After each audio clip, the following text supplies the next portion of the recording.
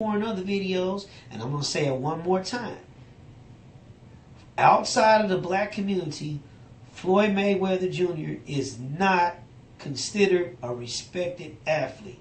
You know what I'm saying? He is the real life Mason Dixon of the Rocky Balboa movie, which, if all you know, Antonio Tarver played a character named Mason Dixon. And remember, they was like, hey man, nobody likes you. This and this and this and that. You know, he got his money, he got his friends, he got his entourage, and they kicking in all this and that. But at the end of the day, he's not getting respect out there. He's winning fights and they're booing. You know, and what athlete don't want to hear the cheer of the crowd? You understand what I'm trying to say? If you're in a sport like basketball or football or baseball, where you are going into a situation where you're going to Arrowhead Stadium to play the Chiefs, and you got 80,000 fans packed in that arena, and it gets noisy as hell, one of the loudest stadiums in the league. You understand what I'm trying to say? And you making all this damn noise and stuff, and you come in there, that's intimidating. You understand what I'm trying to say? So of course they're gonna boo you and this and this and that, because you're going against their home team. Now when we get knocked out the playoffs, you know, and y'all in the Super Bowl, we may cheer for you then. But when you come to Arrowhead, it's a different story. You understand what I'm trying to say? When you go to Madison Square Garden, it's a different story. You know what I'm saying? When you go to Staples Center, it's a different story. You know what I'm trying to say? So, I mean, you got to understand. But in a sport like boxing, unless, like I said, unless you're in another fighter's hometown, or you're just happening to fight a legendary, a Hall of Fame type fighter, you going up against a Mike Tyson in his prime, or a Holyfield, or, you know, somebody with a lot of charisma, or whatever the case may be, this iconic type figure in the sport, and all the celebrities is there to watch the fight, you may get boos and jeers and cheers if you're on the opposite side. But at the end of the day, fight fans are fickle. You know, if you're giving them a great fight, they'll start cheering for you. You know, so there that goes. So, I mean, when you really look at these type of things, man, the truth can't be hidden. You can lie, you can get mad, you can complain, you can say, well, he didn't fight this person, he jumped this person, he did this and this, but everybody that they put in front of him, he knocked him down. You know, and let's just be real with it. Pretty much did it with no sweat. So, you know, you gotta really look at that type of stuff, man. You know, if you're not gonna respect it now, maybe you respect it when you start seeing all these other guys try to step up to the plate and try to accomplish this feat and fail miserably. Okay? Let me keep it moving. The truth of the matter is, there is an ass whooping out there with Floyd Mayweather's name on the end of it. You know, truth of the matter is, hell yeah, man, dude 38 years old. You know what I'm saying? I mean, at the end of the day, it's like I said, them middleweight divisions, man, from 140 pounds to 168 pounds.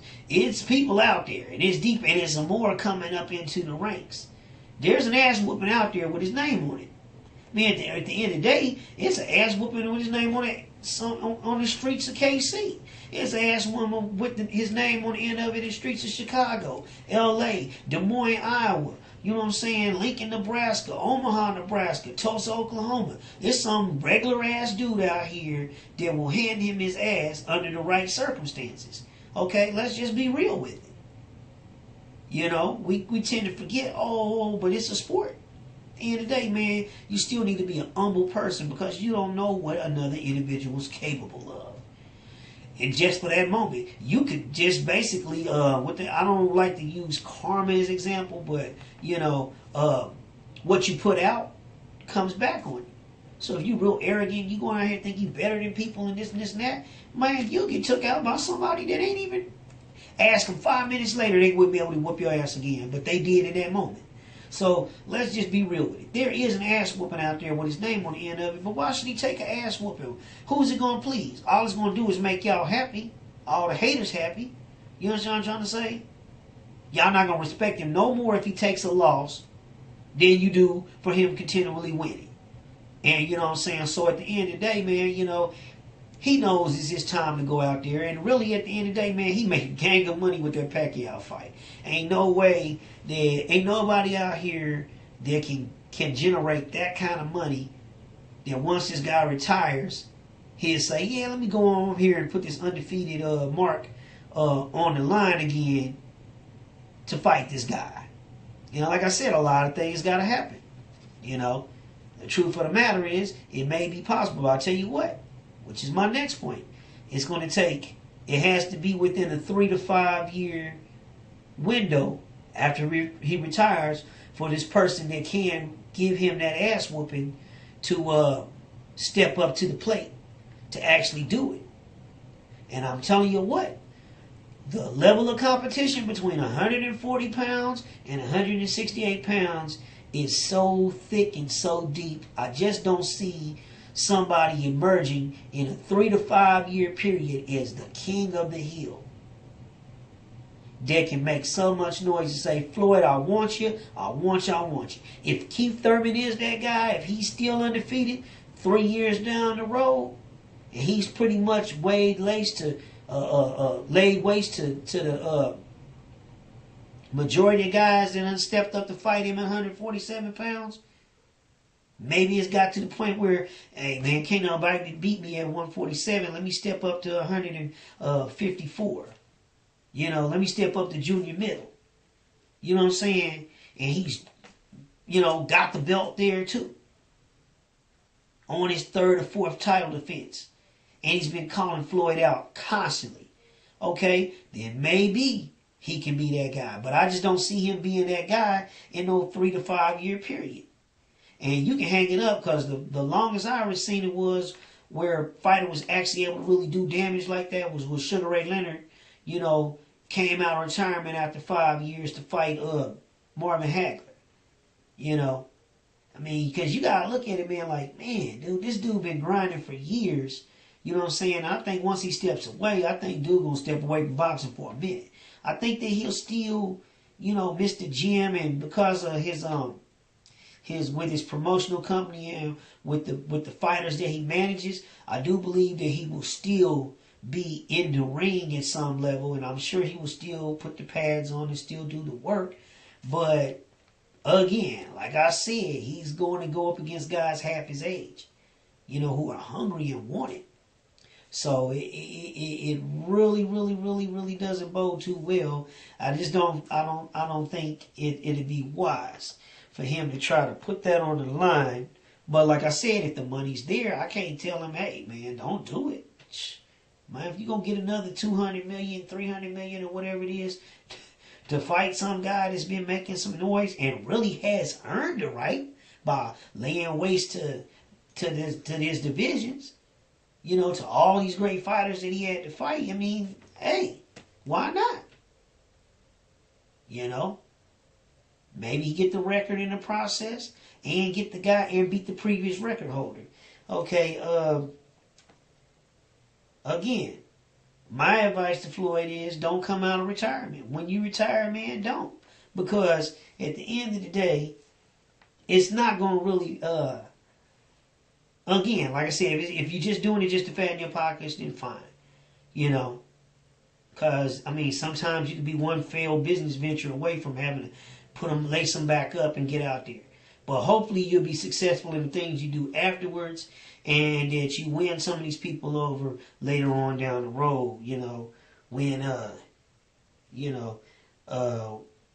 make all of your haters respect what you accomplished by retiring with millions of dollars, great health, physical and mental, all your faculties, and live well past 80. And then when that next person that does break your record does step up, you can come to that fight and raise his hand and say, hey, this is the guy. And everybody, man, look at old Floyd, man. He's still looking good, man. Way to go, champ, and all that. When he wasn't getting that stuff when he was there, but at the end of the day, you winning on all levels, man. You quit the game in good health. You're not punch drunk. You're not broke. You're not desperate. You know what I'm trying to say? And you live to be a ripe old age. Something to be said about his technique of not standing there getting beat up. being a defensive-minded fighter. You understand what I'm trying to say? Protecting himself. Not doing foolish things. You know, there's something to be said about that. Bringing real athleticism to the sport of boxing. Okay? And for those of you, I'm going to end this, but for those of you who say, well, what the hell was the paradox? Well, the paradox is this. Okay? Every fight that he wins, the more he wins, the more hate he generates. You understand what I'm saying? It's like a loss would only make people happy. If he lost, then people would be happy.